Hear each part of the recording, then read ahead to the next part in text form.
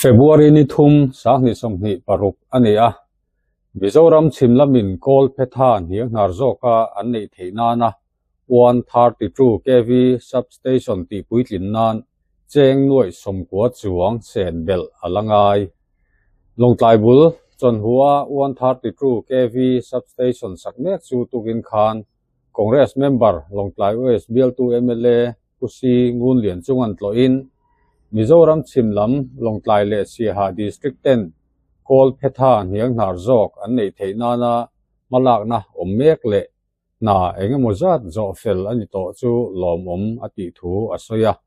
kol phetha chu kong engkima mamo ani to awangin chimlam mi puiten 132 kV substation ataka man theihun anhak hlel le ni in asari Pusi Ngun Lian Chunga hi Power and Electricity Department SDO Engineer Mal Somdong Lian ale thoktu dangten lodong songin 132 kV substation ti puitlin nan cheng nuai somkwa chuang anlama mo thu MLA hi anrila thu nei tu sang lama anthlen fel to thu le kumkalta March tha tangkhan na tho chunjom hlei thei ani to lo thu an soi ton huwa 132 kV substation a bungrua then khat cheng nuai somli man hu vel abo ti thoktu te chuan soin police ten an chui mek ni nan sei Pusi Ngun Lian Chunga hi Lai District Youth Congress Committee President pu laltlom lo chin za in atroi oma Pusi Ngun Lian Chunga thoko chang ngai thajuyang helai hi sarkar ma sa khan ma alola alo gong khop ma nga hel po kan khak la chim lambi puite hian chuti rual chon hai amuna kan han kala an estimate amount hi noi sang khat zathum somret pathum poi somli pali ania he thoktu te ina min hildanin a poisa hi lo zo vek to maya amar chu anha hi ala zo lo chia nikum march vela tangkhan lo top san wang maya apoi khop maya he keima takpo hi helai hi kan bial te ania tin bial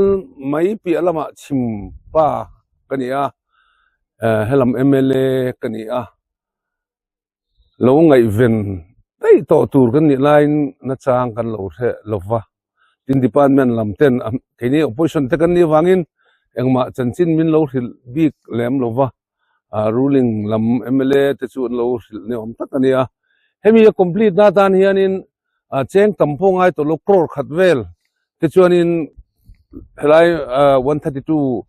station nanan ai chu zo thei mei tura anin ngaya chungpo chu proposal te pon lo siaman lo deal to a an lo la mu thei lo a poi khop maya ke po dam te community chuan nak tu kan aizol ka pheyanga power and city minister zam tak pu roding liana wardia po ka wap nga langa helai hi keini chau longtlai district chau ni lo sai ha district nen kan mamo ema eng kan mamo mai pi alama hei tunai khovel chu changtang to a tuite po gravity lak ani to lo lang puya pumping system ani animina khulaya tui pam na te po longtai mi puin tunai tui thakhata voini thangkatina mulain thangkata bajon thakhata voi khatpo mulo te noma chuta department lamina an problem an soiber chu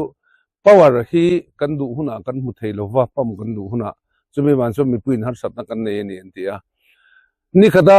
noi sompali tui pam turani line noi sari vel chaute a liter noi sari vel chaute an pam theya chutiang chuanin kan don tur kha azat ve chau kan dong ta ni connection sangli chuwang oma sang ni vela khan an mu thei chau tin ania chumi amen kan problem siam tu kan har satna ber chu number 1 achon eng kan mu that tok lo wang ani a kan power mu hi voltage ni ama hemi 132 ni chuan khalai problem longzong kha athei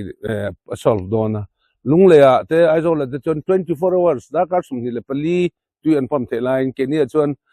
ni khata dakar 24 hours sa hen dakar somvele molek kan pam theya dakar sompali vel talpamangai sia kha nar satalian takania chuan hei thoktu te an za om khop moyang khoi thaka tin chuti line tu te mo misualin helaya enge mo pat te complete man kan lo rule bok thina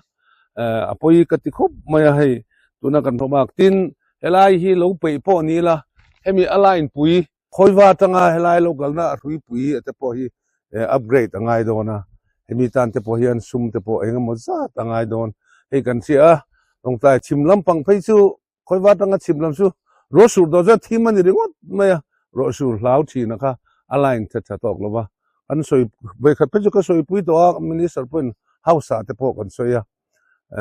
helai hi upgrade kan tu me ma kan laian te ma se he alla colorful thelo etuna sarkar gumin union budget pharta ka te pension mizoram sumdin hun tur te po 15 finance commission ajan 16 finance commission local ason kan tha so don ni in alanga lom oma chuti rual chon aram mi pui na kan mamo kan lo theilowa atel lowa kan om theilo na power a hi upgrade angaya hi kan sarkar po hian min ngai poimo saka saski atagin crore khat crore ni pekha til halu tuka omlovin ka thia ela hi kan sarkar po min siat puise ti kha chu kan mo na chu eng kan mo a til engpo ti don nam karen omlo chuan power omlo chon engma ti rei the to lo tum nai khovela chu tiang ang chu ani a tui ka tang kan mo boka engkima kan engkima ni ringot to maya power hi chuan hi chimpimui te tan kan mo me mani ti kha kan sarkar hian min sia sakse ti kha tu na hen toy teng kan soi du ni lo me